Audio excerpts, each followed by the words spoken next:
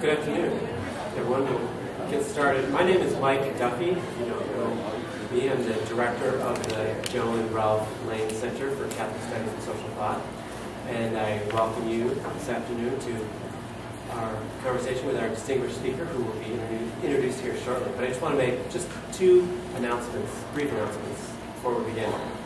As those of you that are on our electronic email list, and if you're not and you want to be, there's some sign-up sheets on the back table here. You can get on that list. But those of you that already are, you will know that over the summer, the president of the university, Father Pravat, asked Julia Dowd to accept a new position at the university, that being the director of the university ministry. And this is the first public event that we've had since Julia's taken that position. So I just wanted to publicly acknowledge the foundational work that Julia did at the Lane Center, and to also congratulate her publicly. So please join me in congratulating Julia Dowd for the new position.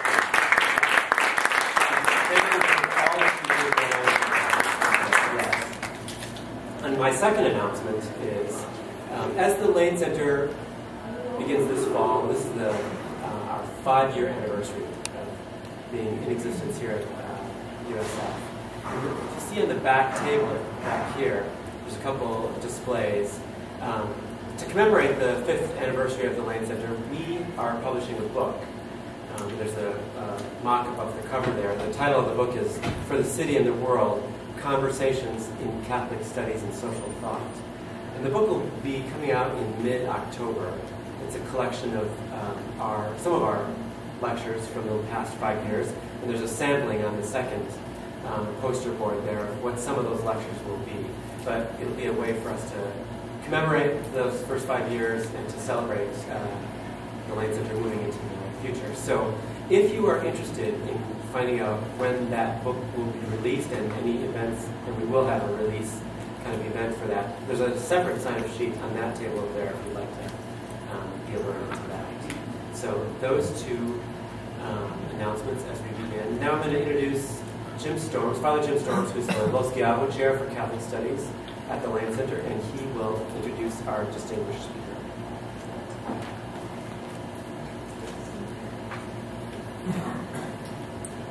Good afternoon. Has everybody enjoyed the little buffet here? Keep it going for another little bit. Good. Well, I have the great privilege of introducing Dr. Maryann Cusimano Love. Dr. Love is Associate Professor of International Relations at the Catholic University of America. She teaches courses in security, just peace, globalization, problems of sovereignty, so she's quite used to working with a university group like this and with students. So for those of you who might be tempted to be working on your iPhone or something or other during the lecture, she'll give you the evil eye. You know, she usually does in her own class. Let me mention two other things. You probably have seen this announcement that we put out that lists the number of organizations that she's involved in and books that she's written. But maybe three things. The first is that she works on something called the Catholic Peacebuilding Network. This is an effort to connect activists in peace issues from around the world, and in particular in conflict areas. And the three that they're focusing on these days are Colombia in South America, the Great Lakes region in Africa, and the Philippines. And trying to bring together people involved in conflict, perhaps from different sides, to have conversations and to provide resources so that the kinds of decisions for peace that we all kind of talk about at the theoretical level can actually be made. It's housed in that great Jesuit institution, the University of Notre Dame. And it's really a wonderful work, and Maryann has been very involved from the very beginning of it. So I think that's an important bit of background for you to have in the back of your heads. She and I worked together on the Jesuit Refugee Service, And one of the things that I learned while working with her on the Jesuit Refugee Service is that she's one of these people who's able to do good analysis, have a good sense of in her case, the political issues involved, but also able to get very practical. And as most of you know, it's hard to find both of those things. Some of us are good at the theory, and others are good at the action. Maryann's able to do both of them, and so I think we'll hear about that this afternoon. But I'd be remiss if I didn't say that the third thing that's probably most important in Maryann's life are her 3 kids.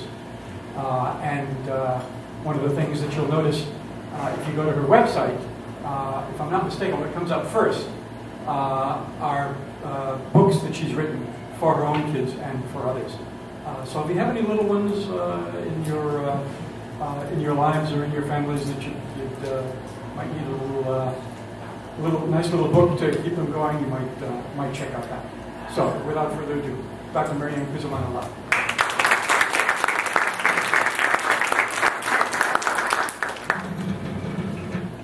Shorter than Thanks for inviting me to be with you this evening. It's an exciting time for a 5-year anniversary for the Lane Center, and some exciting things happening here at the university. So I'm glad to be able to have a chance to be in conversation with you. My topic tonight is U.S. foreign policy, religion and U.S. foreign policy, and what I like to call resurrection politics. Some real exciting opportunities for civil society and faith-based groups to affect international politics now in positive ways. So I'll give you some ideas of what is happening and some, I hope, some inspiration for ways that you might be involved in your own activities.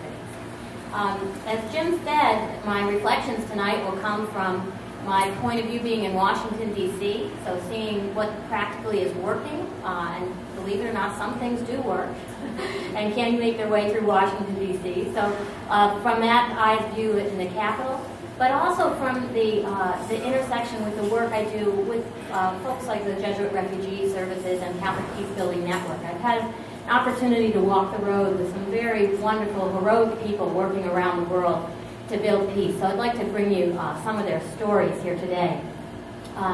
So I'll give you a bit of a preview that when I'm talking about resurrection politics, and I know that those 2 words might not naturally go together in your head, but I'm inviting you to think about a different kind of politics. A politics of life, of hope, of connection. And for those of us who are from a faith-based perspective, made possible by sharing in the creative power of God. So a real different kind of resource that we're bringing to the table, along with the political analysis. And what kind of God is that? Well, it's a very generous God. A God of miracles and endless, unlimited possibilities.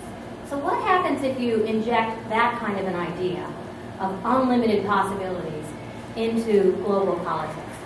And I'd be remiss if I didn't say that, so my reflections are coming from the academic perspective, from my research and studies, from the practical politics level that I've been working at on advocacy, but also from the very deep theological reflections of my children.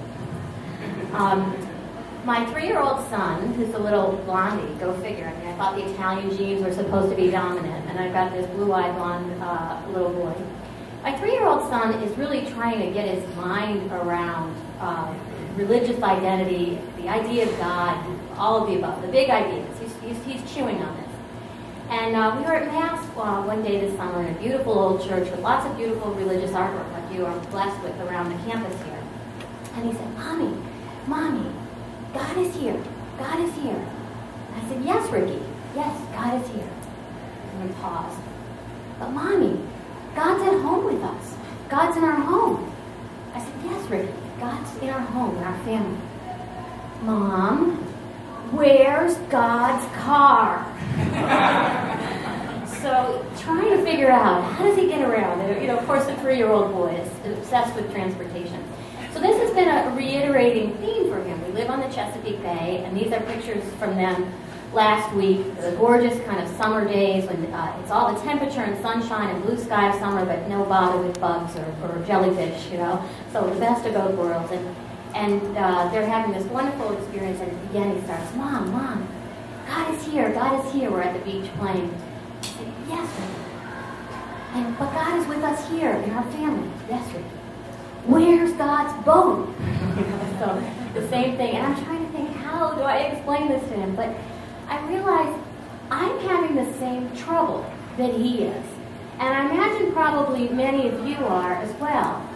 Because how do you come up with, how do you get your head around and your heart around the Ignatian idea that God is in our midst? That God is with us, the Emmanuel idea, even in situations that seem the most helpless, the most hopeless situations in the world today. So it's easy to imagine a generous God, a God of miracles and possibilities on a beautiful sunny day at the beach. Okay, and we've all had those thankful moments of the beauty of creation.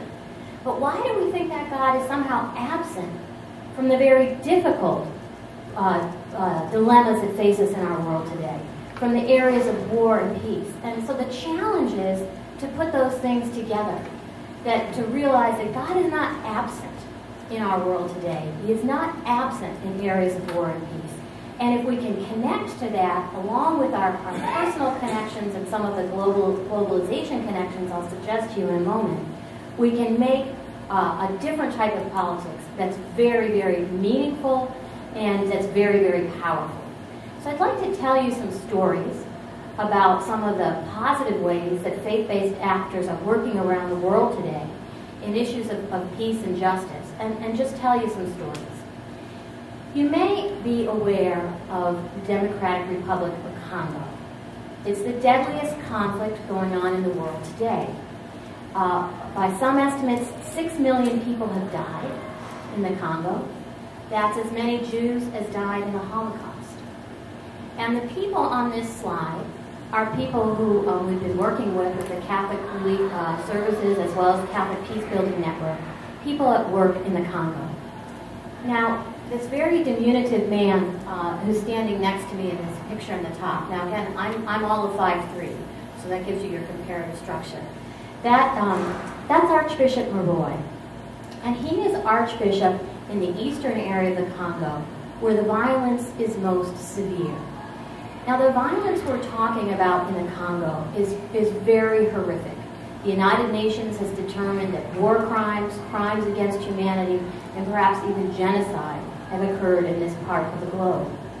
And then the war is driven, it's been at times called Africa's World War because the various countries, neighboring countries have come in, combatants have come from other countries. But it's also a civil war where combatants are fighting over the very rich minerals that exist in the Congo. And the pattern of violence it's taken is very horrific. The Congo has been called the rape capital of the world. And rape is being used as a systematic tool of war by the combatants to terrorize the population, to get people to move out of the areas where the mines are, and to make sure the women will not be able to procreate. So it's a tool of ethnic cleansing, if you will. If you put a map up of where the mines are, and the mines in the Congo mine things that we all use in our consumer electronic products. So how many folks here have a cell phone? Okay. Access or use a laptop computer? Okay. You're using minerals, such as what the Africans call coltan, that are in those circuitry components of our very ever-present electronic devices. Video games also use them. And the Congo is rich in the minerals that are used in those electronic circuitry boards. The Congo is also rich in gold, tungsten, tin, and other minerals, but they're, one of the big sources of income are these mines that produce coltan. If you put up a map of those mines, and the map of where the rapes are most severe, it's the same map. So the violence is all around these areas of mines. And the violence, rape, if you can imagine, is too euphemistic a word to be discussing the violence that's being done against girls as young as 5, grandmothers as old as 80, who are being violated with tree limbs, with machetes, with guns, to deliberately violate their internal organs so they will never be able to have family again. To break down the families, because that's one of the sole remaining social structures that's still working in the Congo. The government doesn't work. So the government is not very helpful in being able to stop this violence. And the church is one of the few actors left standing. Now again, I mentioned Archbishop Maroy, who's the bishop, the leader of the Catholic Church in the area of the Congo where the violence is most severe. His 3 predecessors to the job were murdered. That's what created the job opening for him. And he was courageous enough to take the job, despite that great personal risk, to be standing up and being a voice against violence, for peace, and also trying to work with the victims of violence, the women, the children who get born out of these rapes, in a double act of violence against these women.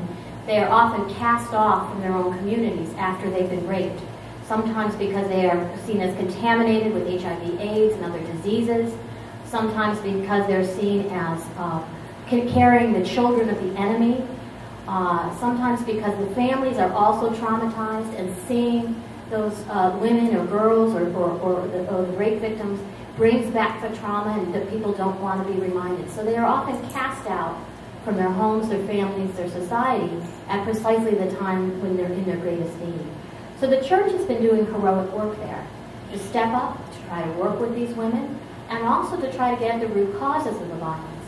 The man in the lower corner of this picture is Father Ferdinand Mudirwe, and he works at the Jesuit Institute there, and they are trying to do research, very important research, to try to track the money trail.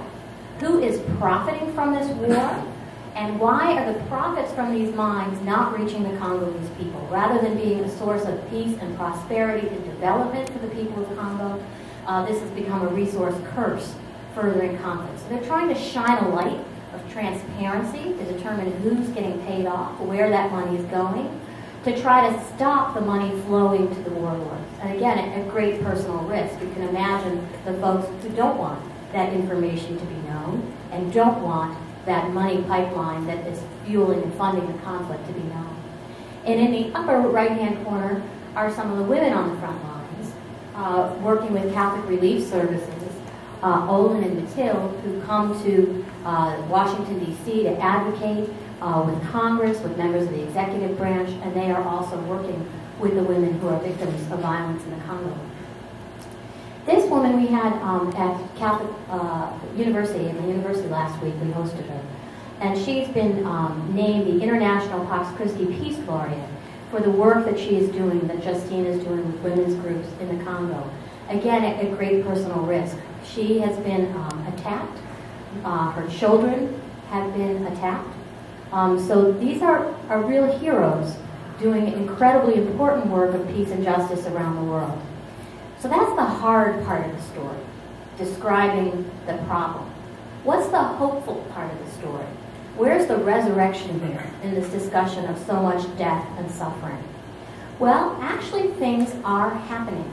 And they're happening through these networks of non-governmental organizations, of which faith-based groups are part of it, being able to bring their story to the centers of power and being able to make change. So Justine has come to Washington to tell her story, the members of Catholic Relief Services, the bishops that I've talked about. We've done advocacy with students like yourselves. My students are doing advocacy on this issue. And the young smiling face that you see there is Peter Corwanto. Peter is a recent graduate of Notre Dame University who did service immersion, study abroad in Africa during his time at the university, like I know many of you are involved in similar programs here at USF. And he came back really energized about trying to make a difference, not just studying war in Africa, but trying to end it. And he went to work. First, they founded, he and some of his other alumni colleagues and friends, started a non-government organization, mobilized hundreds of thousands of people on this issue. And then he went to work for Senator Feingold, and he helped to write the legislation on the Congo. Now, I know you might be shocked shocked to hear that congressmen and senators themselves might not write the laws of our land, but that their staff may often have a lot to do with what ends up in those laws. But Peter helped to write a law called the Conflict Minerals Transparency Act, which simply says that companies here in the United States have to tell where their minerals come from. And if our cell phone companies, our computer companies, Intel, the chips and the processor makers, they have to list, anybody who's listed on the stock exchange has to put on their website, has to make a report to the SEC where they get their minerals from and if their minerals are coming from areas of conflict. Again, the purpose here is not to not support Congolese minerals. It would be wonderful for us to buy those products and have them benefit the Congolese people. The purpose here is to make sure the warlords aren't profiting and that the money actually makes it into the society and benefits the society as a whole. So this legislation was passed, I'm happy to report, this summer as part of the Wall Street reform, financial reform package that was passed and signed, the picture there, signed by President Obama. So now that leaves it up to us. How can we try to take that, let me go, I think another slide. Oops, sorry, it's not in here. All right, I'll go back. In the back, I have some handouts for you if you're asking what you might be able to do on this issue of the Congo. Students like my own at Catholic University and at other universities are trying to get their universities to be conflict mineral free. Just the way many universities have taken a pledge not to have their university clothing be made in sweatshops. Now that we have a way to determine whether conflict minerals are in our consumer products, now that this law has been passed and this information will be made available, we now have the ability to choose when you buy your cell phone, when you buy your next laptop, whether you are going to be profiting the warlords or whether you are going to be trying to be aware of that issue. And if you're interested in looking at this campaign and seeing how University of San Francisco might make a difference on this, there are handouts in the back for what you might be able to do to make your campus conflict mineral free. That's an example of resurrection politics, of taking an issue and bringing it to the foreground. And as I mentioned before, these pictures are how did Peter become energized on this issue and take it to the halls of Congress because of his work in Uganda with these issues in Central African conflict that he had at the University of Notre Dame. Another example right now is the Sudan. The Sudan has been the longest running war in Africa, the longest running civil war. And they've had a tenuous period of peace the last 5 years because they've had it's called a comprehensive peace agreement, but really it was a ceasefire. And this is going to come to a head in January when the south of that country gets to decide whether or not they will break away and be their own country from the north. The oil is in the south, so there's concerns about whether the north will honor this agreement, will allow them to break away, to be their own country. So we're very concerned. If you think about in Rwanda in 1994, when there was a terrible genocide, the world was kind of taken by surprise by that event. Here we know exactly in advance when the trigger is going to occur. We know in January of 2011 that there may be a trigger that could cause genocidal violence or mass atrocities in the Sudan. So we're trying to bring this issue forward on Capitol Hill. Again, we're having delegations of Sudanese bishops, of faith-based organizations, of non-governmental organizations, all working in coordination to try to raise these issues up by the administration, to Congress, at the United Nations, to try to get the international community to weigh in, to make sure that the peace agreement is honored and there are peaceful elections and a new future for this country rather than a return to an old war. That's resurrection politics in practice. What I call resurrection politics, taking issues thought previously dead on arrival that have no chance of success and raising them up onto the political agenda and reframing those issues with values, with powerful images. These aren't just technical issues that only specialists in the field are concerned about, only people who are specialists in Africa or specialists in economics who know about mineral trade, but that these are human rights issues. These are issues where lives are on the line, and where we, with our consumer behaviors or other things, are actually part of that trail between our cell phone and the suffering that's occurring in the conflict in the Congo. We are connected to those people, and we want to make that connection be a positive one rather than one of suffering and violence. So how can we change the politics around these issues, change the political space, by drawing on the images, the symbols, the values, the language of faith, the language of human rights, oftentimes by shaming and naming, sometimes simply transparency, what's called sunshine politics, what I call Dracula politics, because Dracula, the old fictional character, never did his dirty deeds in the light of day. There are some practices like human trafficking, which I know the University of San Francisco has been very active on, and the Erasmus Center. There are some practices that are so pernicious, they do not stand the light of day. Simply by shining a light on them, you can do a lot to eradicate them. Slavery today, thank God, is nowhere legal. It is not legal, but it is implementing those laws against human trafficking and making sure that we know where the trafficking is occurring and making sure that we are able to unite in solidarity with the victims of trafficking to make sure that that is wiped out. So that kind of transparency politics, standing together with people around the world. So I'm going to talk in a minute about some of the politics of that and how you do that specifically. But from a faith-based perspective, it causes some real problems. For me, I think it's easy to imagine Christ was resurrected from the dead as a historical fact 2,000 years ago. That's easier for me to imagine, because he was God. What's harder to imagine is that I am called to participate in that life-giving process today. That's not just something left to the gods, but that's something that we all have a vocation to be part of. Do we really believe that? What does it mean to be an Easter people? It's one thing to listen in church on Sunday to a scripture reference that says nothing is impossible with God. And it's another thing entirely to really take that on board, to believe that and say, okay, well then let's try to bring peace to the Congo, or peace to Sudan, or end human trafficking. There are obstacles to taking that message on board,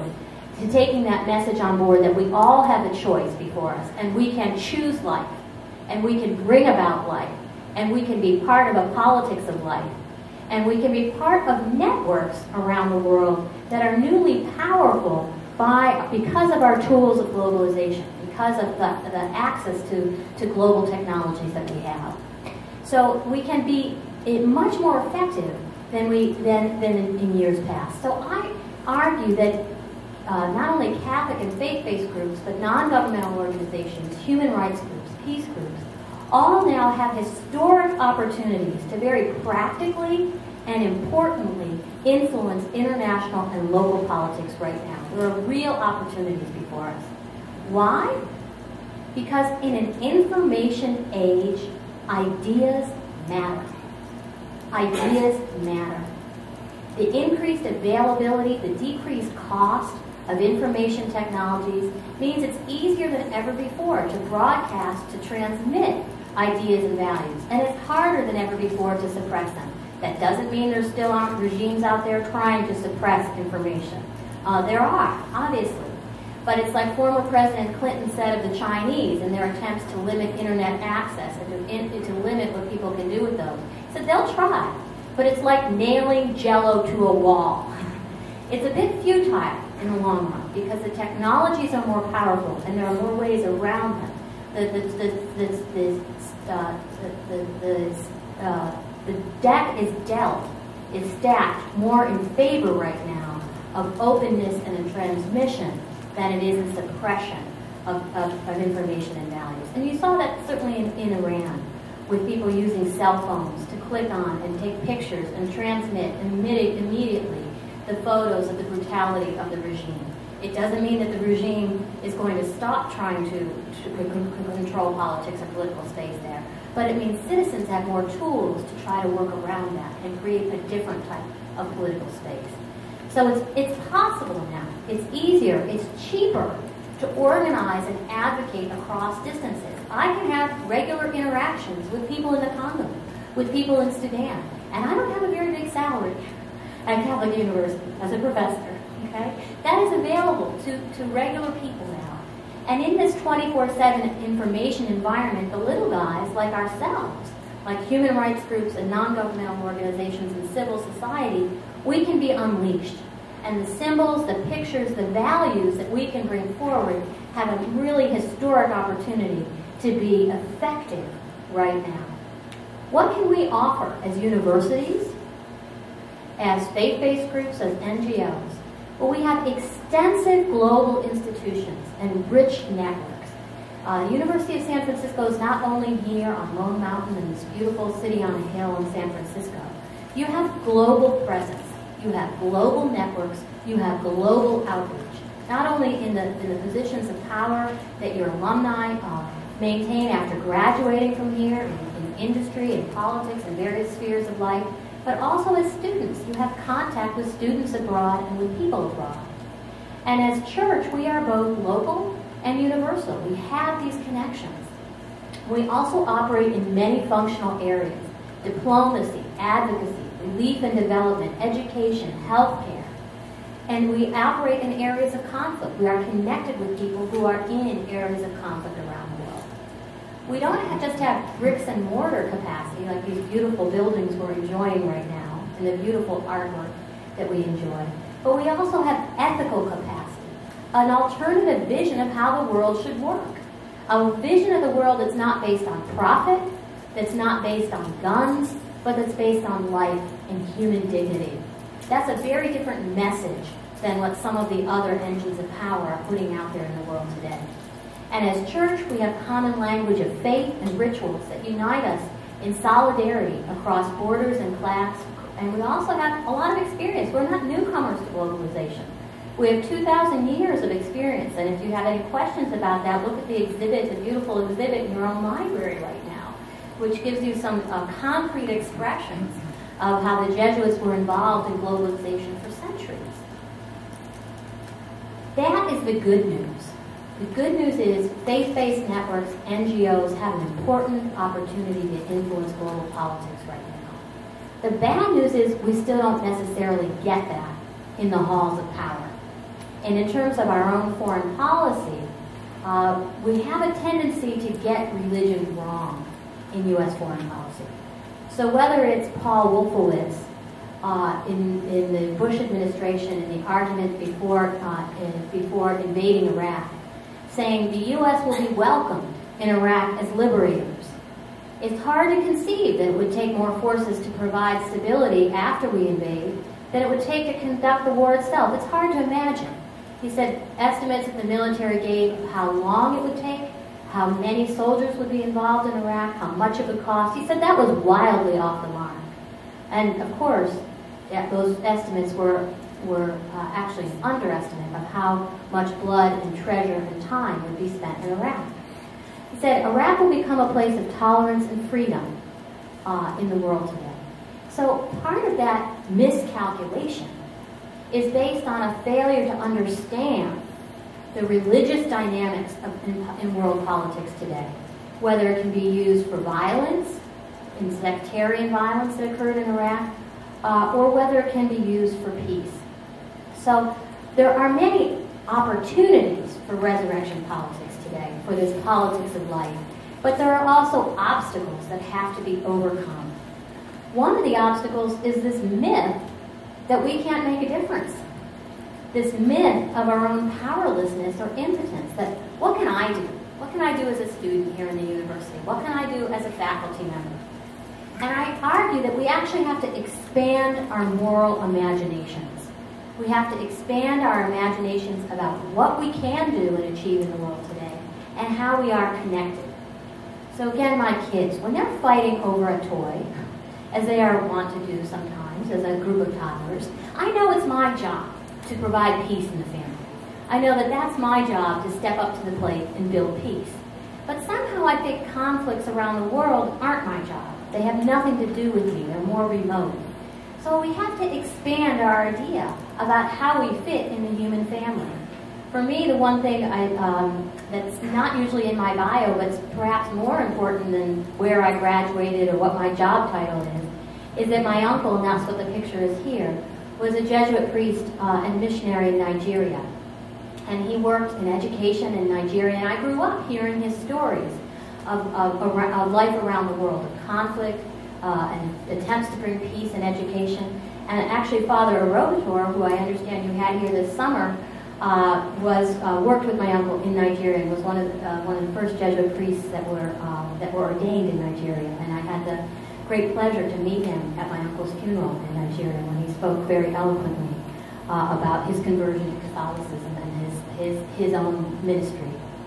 So we need to expand this idea of our role in the global food chain, if you will, and our ability to make a difference. And I know that certainly we have examples of that, very exciting examples here at the Lane Center, and here in the many programs that you're a part of. I had the opportunity this afternoon to talk with your computer science faculty about the programs you're doing to bridge the digital divide in Peru, and the many ways in which you can make a concrete contribution by bridging out and networking with people around the world. So it's possible. But one of the obstacles too, and I have solidarity up there, one of the obstacles in this myth of our own impotence is this idea that, well, solidarity, working with other people, meeting people around the world, acting in concert with them, accompanying them, that somehow that's nice, but it's really the poor man's stepchild to really doing action. And that's a real myth, that solidarity itself is not fundamentally important and transformative. It is transformative to ourselves as we engage in interactions with people around the world. It takes away our hearts of stone and gives us hearts of flesh. But it is also transformative to the people that we meet. When we interact with folks from the Congo or from Sudan, whether or not we can change the law, whether or not we can change the behavior of the combatants on the ground, simply standing together with people who are daily barraged by conflict and letting them know they are not alone sends them back empowered and sends them back into their own very difficult life with a sense of energy that they may not have had before. So we need to get over that myth that solidarity isn't all that important in and of itself. So this myth that individuals, that universities, that NGOs, religious groups have little power. These are, again, the groups I talked about who helped bring about that legislation. This is also Jody Williams, who got the Nobel Prize for her work in banning landmines internationally by uniting NGOs from her home computer in her kitchen via email. Okay? And that's how they changed the law and banned landmines internationally. So individuals can make a difference. This isn't just pie in the sky. We have a track record here of using these new techniques and these new technologies in positive ways. So we can be aided by television, by media, by the internet, by access to information, by these international networks. We can unite together across the globe and really make a difference and challenge the policies of states. And again, we have a picture here of your own alumni who's, I guess, currently a student now in the master's degree program, and the work he's doing in Darfur. So we have to overcome this myth that we're powerless. Another myth that we have to overcome is this idea that religion is unimportant in international affairs, that faith-based groups and NGOs are unimportant. And the classic statement of this is, well, how many divisions does the Pope have? That Stalin was supposed to have said during the Second World War. Kind of a related corollary to it is that somehow religion should be absent from the public square. Because in the United States we have a separation of church and state, and that somehow that First Amendment of the Constitution, which was written in order to protect religion and to protect religious expression and freedom of religion, that somehow that means that religion should be absent from public affairs, or that you should check your values at the door. And I think that's another incorrect myth, that separation of church and state means somehow that religious ideas or values should somehow be absent from the public square. Another very important myth we have to overcome is, especially since September 11th, the idea that religious actors and factors can only be destructive, can only be the source of war in global politics. And that is not only, that is factually incorrect. It's factually incorrect. It ignores all the examples I've just given you, from the activity of faith-based groups with NGOs on human trafficking, on anti-personnel landmines, on debt relief, on peace and development, all the ways in which faith-based groups can be very helpful in moving towards a politics of life and hope. So it ignores the empirical record, okay? But it also, I think, does violence to our sense of agency and does violence to our values. So I think it's wrong on the value side, and I think it's wrong on the empirical side as well. We have to remember that norms matter, that values matter, and that this is where law comes from. Laws come from, first, a sense of values. Where did the Universal Declaration of Human Rights come from? These things don't just appear. The Geneva Conventions, the laws of armed conflict, they don't just drop down from space. Martians didn't bring them to us, okay? They come from values that are often first promoted and promulgated by religious and faith-based groups. The abolition movement, okay? The laws against slavery didn't drop down from space. They came from the hard work and the advocacy of groups who were motivated by values that said human life is important and needs to be protected regardless of the color of one's skin. Okay, so those norms matter. Ideas matter. That's how laws are made. They form organizations. They often find themselves into legislation. And as I've said, we have a track record, whether it's in debt relief, anti-trafficking legislation, all of these different arenas. We have a track record of success in being able to translate our values and our activism into a positive result. The churches can have an important role to play in that, in coalition with civil society. So this isn't something for faith-based groups to do alone, but certainly to do in partnership with civil society groups. So how can, here's the slide I was looking for before, and it landed later. How can you be a part of Resurrection Politics? Well, you can check out those flyers, as I said, in the back. Look at ways to make your campus conflict mineral free. Look at ways to make your own personal consumer behavior conflict mineral free. You can check out more information on the website of Catholics Confront Global Poverty. There's a lot more information there on how students can enter in on campaigns from environmental awareness, climate change, to this issue of mineral conflict and peace. But why do I think we have to get it right? We have to get a more factually correct and values correct idea that religion can actually play a positive role in world affairs. Well, one is that religion is resurgent around the world, everywhere. If you look at the polling, if you look at the empirical research, the social science research on this, religion isn't going away. Okay? The death of God and the death of religion has been predicted many, many times. From Marxists to empiricists to secularists, everybody's been predicting this, and it hasn't happened.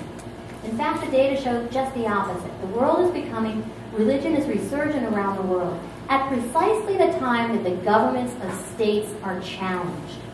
So we need to pay attention to this because this is an important asset for a way to deal with problems like peace and prosperity that the governments can't deal with. So in areas like the Congo, where the government is not a part of the solution, you can have these other networks that you can work through.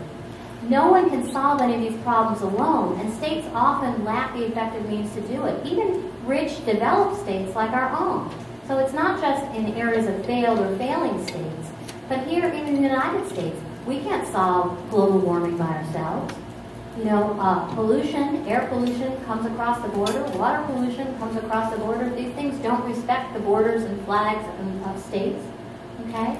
Drug trafficking, human trafficking, all of these issues go across borders, and no one country, even the strong countries, can't solve these problems alone. So they need help, and we need to be more creative and think more creatively about what networks we might use to try to resolve these problems. As I said, these networks have both physical resources, but we also have the resources of ideas. So how can we do this?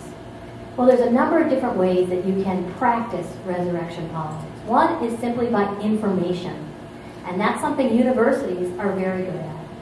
By being able to provide quickly and credibly generate politically useful information and move it where it will have the most impact. So why do we try to bring Father Ferdinand Mukwege and the people from the Congo to the halls of Congress and the United Nations? To bring that information where it might have the most impact. To bring that information about what is actually happening on the ground to the political decision makers. What's listed there is an NGO called Transparency International that simply by printing a list of the most corrupt governments in the world has done more to stop government corruption than had ever been done before. They were told by key members of the United Nations, leaders, you can try, but corruption is endemic. You're not going to be able to do anything about this problem. They were told, you are impotent, deal with it. They said, well, thank you very much. We'll take that under consideration, but we think we have new tools of globalization that we can shine a light on this problem, and we think no government is going to want to be on that list. No government is going to want to scare away investment and money by being on that list. And they were right. Simply printing that list, doing the research and gathering that information every year has done a lot to put a dent in that problem. Symbolic politics, another way you can practice resurrection politics. To bring symbols, actions, or stories that can make sense of a situation that may seem far away. So rather than talking about debt relief as a narrow economic problem that only bankers should be concerned about, reframe that. Reframe that and talk about what are the impacts on people's lives and what are our obligations to other members of society to deal with that issue. Leverage politics, whether it's celebrity activists or whether it's ourselves working in coalition with less powerful people around the world. And guess what? We're the more powerful people. You might not feel like you're very powerful, okay? You might look at your student loans and think you're not very rich. You might look at your work-study paycheck and think you don't really have a lot of assets. But by global standards, we are rich. How many people here have a high school education? Okay? Right now, you have more education than most of the people in the continent of Africa. Girls in Africa are lucky to get 5 years of a low-quality education. Women here, you are superstars. You are superstars by international standards. We have great assets by global standards. We just have to get over this myth of our own powerlessness. Accountability politics is holding actors accountable to what they say. So that's what you folks have been doing with your anti-human trafficking campaign. Okay? Nobody is in favor of human trafficking, okay, and it's nowhere legal. So by simply shining a light on it and holding people accountable to what they've already said they will do, you can get a lot of movement on an issue. And the last is forum shopping.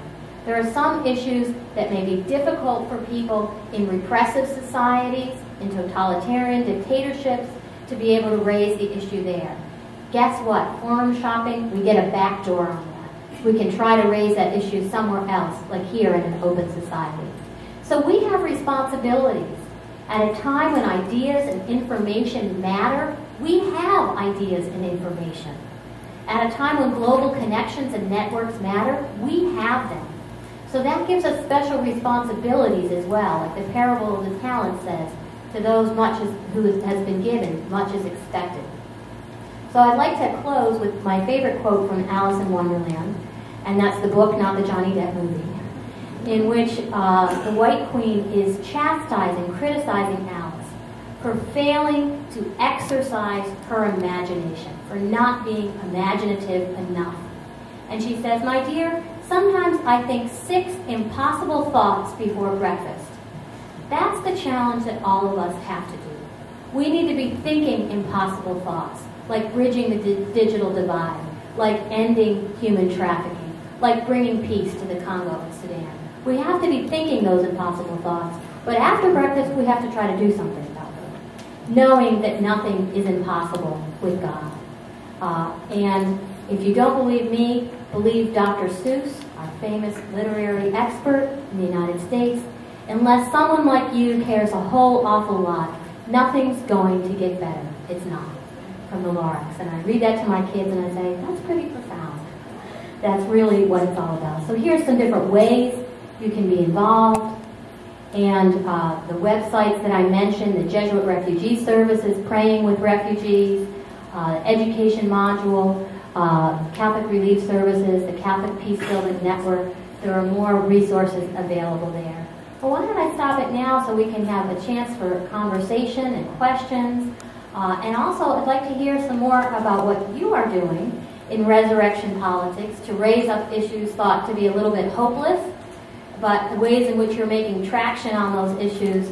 And there's my email if you have questions as well.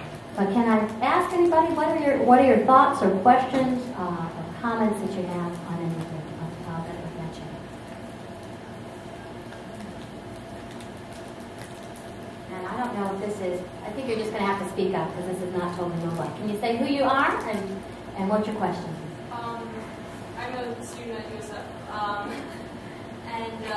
If one is using one's faith as the foundation for some sort of social justice effort, then how does one maintain respect for others' religious traditions or lack thereof when enacting this social justice?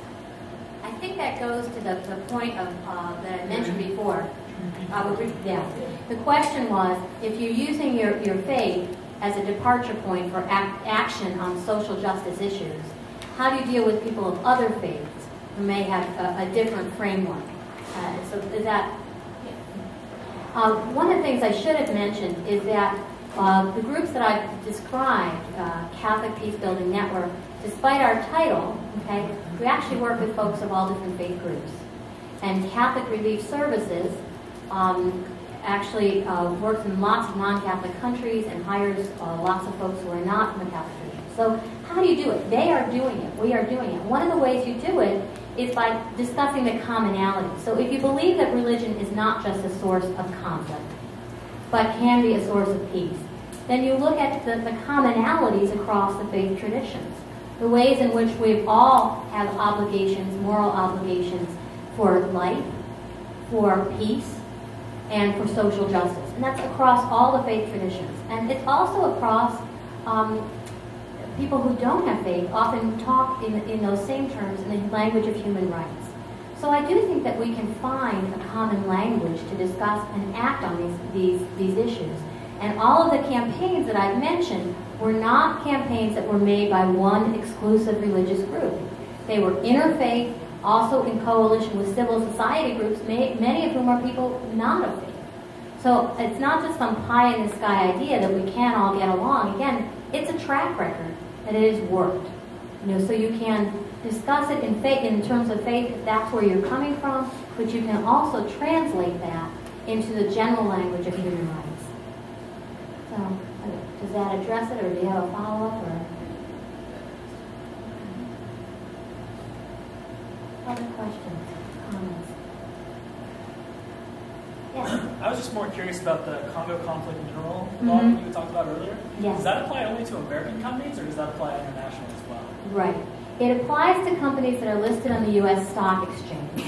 Okay, and that's one of the questions, and one of the things we've been taking both to the United Nations and challenging the EU and other governments to do as well.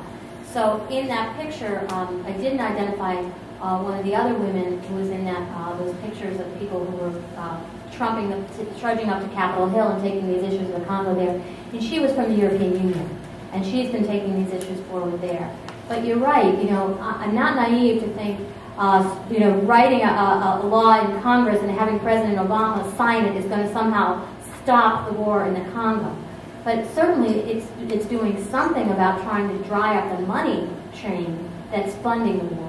And certainly as the largest power in the world today, we can certainly play a leadership role and also try to bring others on board for that, especially because American companies have a big share of the telecommunications market and the chips that use these products. So again, it's like environmental law in the state of California. Sometimes if you have a higher standard here, the companies that want to do business here will raise their practices, and that will have an effect globally, even in other places where they're not required to do so. So that's the same thought, that by raising the standard here, companies that want access to this market will raise their standards, and that'll have a cascading effect in other countries and markets, even where they're not required to do this. But of course, we're trying to work on that in other venues as well. So, transnational issues mean that the good side of it is that you can try to shift the forum and get action in a variety of different places. The bad news is it can sometimes be like a game of whack-a-mole, and you've solved the problem in one jurisdiction, and then it may move elsewhere. So I don't mean to seem like a Pollyanna that the tools of globalization can only be used for positive, beneficent purposes. Obviously, they're tools, and they can be used for good or for evil. Other thoughts or questions? Yes. How do you deal with the strong differences within the Catholic Church, say, even in the U.S., or different points of view that seem to me are becoming more and more divisive? Mm-hmm. Well, I think when I talk about peace building, it's not just something you do in Sudan or the Congo, right? It's something that you do here as well. And listening, I think, is very important, and trying to find our common ground. So trying to disentangle the polarization of American political discourse, which I think often has a spillover effect into our church, and challenging folks on both the right and the left. You know, where does that come from? Does that come from your faith, or does that come from your politics? You know, and which is supposed to be leading which? But I think listening and trying to look at what is the common ground that we share. And these campaigns, I think, were very successful because they were able to bring together people that you would think of as opposite sides of the political spectrum and of the religious spectrum as well. So the Conflict Minerals Act that passed this summer had the signature of President Obama and the activism of Senator Feingold from Wisconsin, who's a liberal Democrat, but it was co-sponsored by Senator Sam Brownback, who is a conservative Republican from Kansas. And that's the earmark, that's really the fingerprint of a lot of these cases that I've been talking about. So the debt relief campaign, when the debt relief campaign was very successful, it got support both from the extreme right as well as the extreme left in the American political spectrum as well as internationally, by appealing to this common language of faith that regardless of what your labels are, we all have obligations to the poor among us, and we all have obligations of social justice, and trying to peel that back. What are the commonalities of our faith, regardless of the political labels? And they've been successful because they've been able to reach across the political spectrum. But it's hard to do. You know, I don't mean to make it sound like, you know, you can go out there and be successful tomorrow. You have to keep at it. You have to be in conversation with people. The Jubilee Debt Campaign took many years to reach the successes that they did. But sometimes you can reach a tipping point quicker than you think you might. Again, because of these accelerating tools that you have available to you. So the campaign to ban landmines, the fastest ever international treaty signed. Okay, so they were able to turbocharge that process by speeding up the conversations and the relationships using the global networking technologies and facilities that they have. But yeah, there are real conflicts within our church and within our political divide, but I think those also offer opportunities for peace building at home as well as abroad. Other questions or comments? mentioned in the United States we have a separation of church and state. Yes. My question is, how do we decipher, who's going to bring what in, who's not going to bring what in politics? There's so many different religions and different sides of religions in this country. How do we go about doing that? So the question is the separation of church and state, and who do you decide?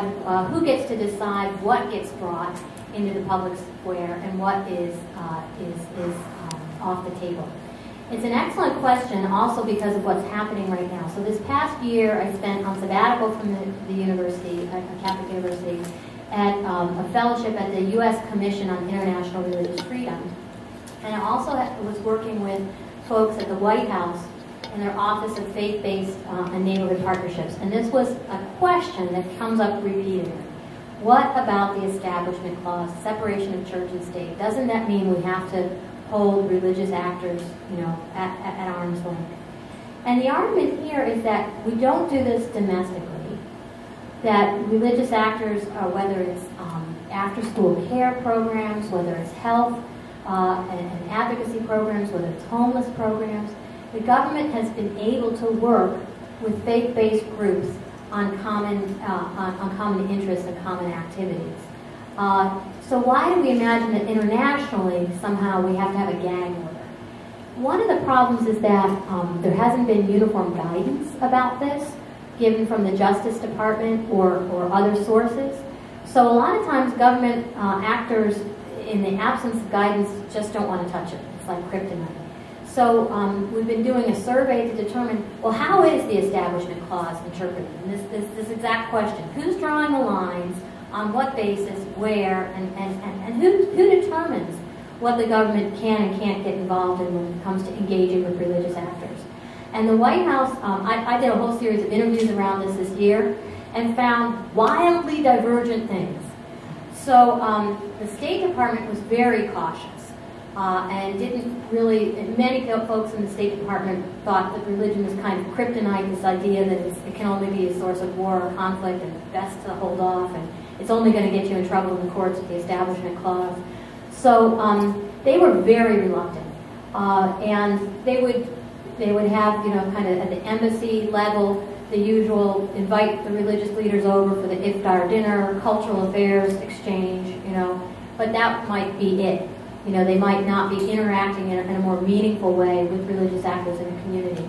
To the point at which I think the worst example of what I found was the State Department wanted to do a workshop on Islam and peace, and in ways in which Islamic traditions could support building peace. So they hired some academics, contracted them to do this workshop. But shortly before the workshop was supposed to take place, they said, well, you can't talk about anything in the Quran in this workshop, because that would be a violation of separation of church and state.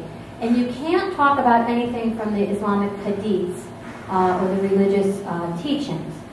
And why don't we, instead of calling it Islam, because that's really religious, let's call it Muslim, because that might denote more a general cultural tradition than specifically religious. And this was days before the workshop was supposed to take place. So the academics, being smart, reverse engineered it.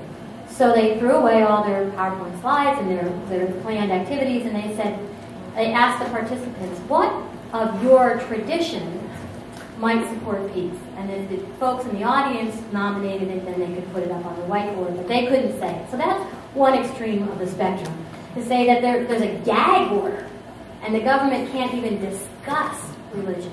And I really don't think that's what the Constitution says. What I've been working with is a Foreign Service Institute that trains 50,000 people in the U.S. government, all different branches of the U.S. government, go through the Foreign Service Institute every year, anybody who has anything to do with foreign policy.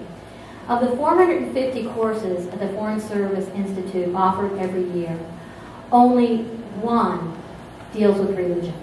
It's a course on Islam, and it's an elective. So we feel very free in teaching our folks who are going out to do diplomacy around the world and to engage in foreign relations. We know we have to teach them about economics, about intelligence gathering, languages, but somehow religion is forbidden. And I've been trying to work with them now at the end of this year of discussions and debate, etc. They're now offering one more elective, on religious actors in foreign policy, and they're trying to beef up the human rights course to also include religious actors as being, and the engagement religious actors can have in human rights. But we've got a long way to go. So that's one end of the spectrum. There's this gag order. The other end of the spectrum is the U.S. military has been very active in engaging religious communities because they're trying to win hearts and minds. So while the State Department is saying we can't even talk about religion, they're out reconstructing mosques, sending U.S. tax dollar money to build religious mosques in key areas. So, you know, it's all over the map. And so to answer your question, who decides? Right now, it's pretty much the Wild West in the U.S. government. Folks make their own decisions in the absence of much guidance from above. I think that's about to change. The administration is interested in giving common guidance about what the Establishment Clause says in terms of engagement with religious communities and actors abroad. They're trying to decide whether they should give one common guidance or at least just strike down the outliers and say, you know, the gag order is wrong and these are the extremes, but here's the middle. But that, so to be determined would be the answer. How has it been in the past? Very much dependent on the particular branch of the U.S. government and the particular actors involved, whether they see it as relevant and important or whether or not they see it personally as something to be avoided and a career killer. So, to be determined. Any other questions? I don't want to keep be the last thing between you and the food. And I know sometimes the questions and discussions are best after the microphone's turned off. So let's leave some time for discussion more informally as well. Thank you for inviting me.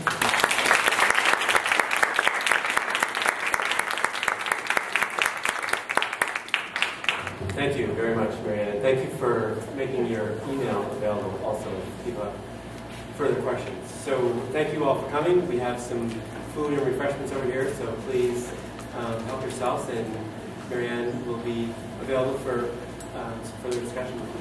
So